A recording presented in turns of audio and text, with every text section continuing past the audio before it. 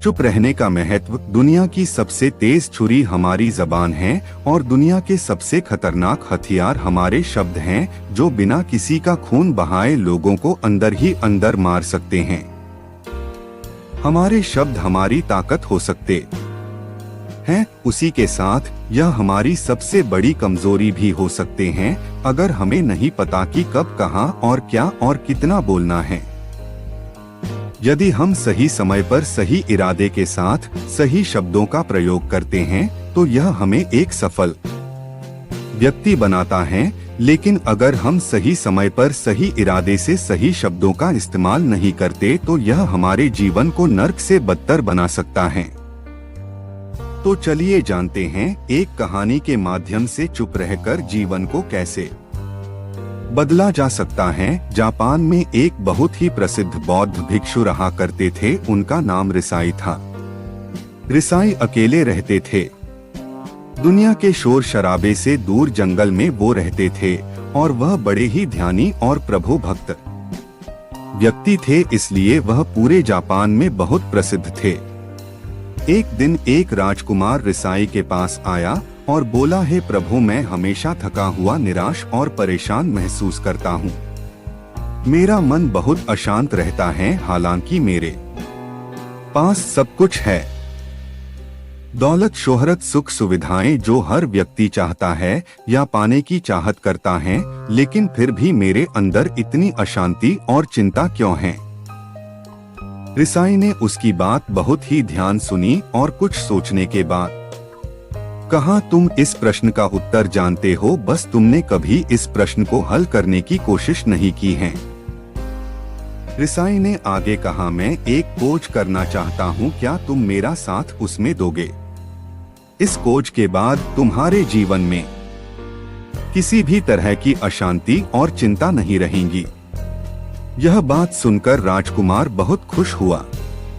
उसने रिसाई से कहा, बताइए मुझे क्या करना होगा, अपने मन के शांति के लिए मैं कुछ भी करने को तैयार हूँ। राजकुमार की बात सुनकर रिसाई ने कहा, तो फिर अगले 15 दिन तक मेरे आश्रम में रहोगे और एक सामान्य व्यक्ति की तरह अपना जीवन व्यक्तित्व करोगे और इन 15 दिनों में तुम अकेले और चुपचाप रहोगे, जितना हो सके कम बोलोगे। राजकुमार सहमत हो गया। पहले दिन राजकुमार को लगा कि उसका मन सामान्य से अधिक अशांत और विचलित है। उसके मन में तरह तरह के विचार आ रहे थे और वह आम लोगों की तरह जीवन जीने में असहज महसूस कर रहा था और उसे अंदर से बोलने की चाहत हो रही थी, लेकिन वह चुपचाप रहा। उसके मुंह से एक शब्द भी नहीं निकला। अगले दिन वह वैसे ही पूरा दिन चुपचाप बैठा रहा। अगले 2-3 दिन बस वह चुपचाप बैठे रहता, लेकिन रात होते होते उसे अंदर ही अंदर शांति का अनुभव होने लगा। उसके लिए यह अनुभव अजीब था। वह खुद से पूछ रहा था कि वह अंदर ही अंदर इतना खुश क्यों है। अगले दिन राजकुमार अकेला चुपचाप बैठा रहा और वह प्रकृति को निहारने लगा। वह पौधों को, फूलों को, आकाश में उड़ रहे पक्षियों को देख रहा था। वह अपने जीवन में पहली बार यह अद्भुत दृश्य महसूस कर रहा था कि उसके आसपास कितनी सुंदरता है। अब वह दिन भर प्रकृति की सुंदरता को निहारता रहता और ताजगी महसूस करते रहने लगा था। इसी तरह से 10 दिन बीत गए थे और उसके मन की सारी बेचैनी, सारी हलचल और सभी तरह के तनाव गायब हो गए। 11वें दिन की सुबह राजकुमार फिर से एकांत में बैठ गया और कुछ ही मिनटों में उसकी आंखें अपने आप बंद हो गई और वह गहरे ध्यान में चला गया। वह पूरे दिन वहीं पर ध्यान लगा के बैठा रहा और गहरे ध्यान में डूबा रहा। ना कोई शब्द, ना कोई चिंता। राजकुमार भीतर से असीम शांति और आनंद से भर गया। राजकुमार अपने बाकी के 4 दिन इसी तरह व्यतीत करने के बाद रिसाई के पास गया और उन्हें प्रणाम किया और बोला, हे भिक्षु महाराज, मुझे उत्तर मिल गया कि मेरे में इतनी उथल पुथल और चिंता क्यों था। मैं जान गया कि मेरा मन इतना अशांत और विचलित क्यों था। रिसाई ने मुस्कुराते हुए कहा, बताओ क्या उत्तर मिला तुम्हें। राजकुमार ने कहा, मैं जरूरत से ज्यादा बातें करता था। मैं किसी पर भी अपने शब्द और ऊर्जा व्यर्थ करता था। मैं दिन भर अपने लोगों से फालतू बातें करता और अकेले में उन्हीं लोगों के बारे में सोचता रहता था। ज्यादातर समय नेगेटिव बातें सोचता रहता और इस तरह से मैं अपना समय बर्बाद कर देता था। ज्यादा बोलने और नेगेटिव सोचने से मेरा मन अशांत और बेचैन हो गया था। इसी वजह से मैं किसी काम को ठीक से नहीं कर पा रहा था, जिसकी वजह से मैं हर काम में असफल होने लगा और फिर इन्हीं लगातार मिलने वाली असफलताओं की वजह से ही मैं उदास और चिड़चिड़ा हो गया। इन्हीं सभी चीजों के वजह से मेरा जीवन बर्बाद हो रहा था। यहाँ पर हुए 15 दिन मेरे लिए पूरी तरह से अलग थे। मुझे कुछ अलग ही एहसास यहाँ पर हो रहा था। अब मुझे ऐसा लग रहा है मैं अपना जीवन पूरी तरह से जी रहा हूँ, लेकिन इसके पहले मैं अपना जीवन गलत तरीके से जी रहा था। जीवन में खुद को जानना और समझना बहुत जरूरी होता है, जो मैंने पिछले 15 दिनों में अनुभव किया। राजकुमार की सारी बातें सुनने के बाद रिसाई ने कहा, सिर्फ तुम ही नहीं, दुनिया में ज्यादातर लोग जरूरत से अधिक बोलते हैं।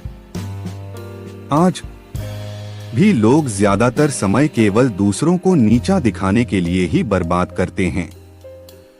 चुप रहने का महत्व। रिसाई ने राजकुमार को चुप रहने का महत्व समझाते हुए कहा, एक बार गौतम बुद्ध से उनके एक शिष्य ने पूछा, ज्यादातर चुप क्यों रहते हैं? तब बुद्ध उन्हें चुप रहने के फायदे को समझाते हैं। चुप रहने से व्यक्ति अंदर से अनंत शांति और गहराइयों में होता है। मौन अपने भीतर उतरने की पहली सीढ़ी है। मौन के बिना खुद को जानना असंभव है। खुद को जानने और समझने का पहला नियम है, मौन हो जाओ। कम बोलने का कोई भी नुकसान नहीं है, लेकिन यदि आप ज्यादा बोलते हैं तो आप अधिक गलतियां करते हैं। अगर व्यक्ति कम बोलना शुरू कर दें तो संसार की 90% मुसीबतें अपने आप खत्म हो जाएंगी। जिसने मौन रहने की कला जान ली, वो भीड़ में भी अकेले रहने कला जान लेता है। एकांत में तो आदमी आनंदित रहता है, दूसरों की उपस्थिति ही तो बेचैनी पैदा करती है। चुप रहने की शक्ति से अधिकतर ऊर्जा को बचा लोगे। किसी से एडवाइस लेने से पहले जान लेना कि वो शेर हैं या हिरन। इस कहानी से हमें यह सीखने को मिलता है कि चुप रहने में भी एक अद्भुत शक्ति होती है। अगर हम सही समय पर सही शब्दों का प्रयोग करते हैं तो हम अपने जीवन को सकारात्मक दिशा में बदल सकते हैं। चुप रहने से हम अपने आत्मा की गहराइयों में जा सकते हैं और अंदर से शांति का अनुभव कर सकते हैं। इससे हम अपने विचारों और भावनाओं को साफ करके अपने जीवन को सकारात्मक बना सकते हैं। चुप रहने की कला हमें सीखनी चाहिए ताकि हम अपने शब्दों का सही इस्तेमाल करके अपने और दूसरों के जीवन को सुधार सकें। उम्मीद करते हैं आपको हमारी मोटिवेशनल स्टोरी चुप रहने का महत्व पसंद आई होगी।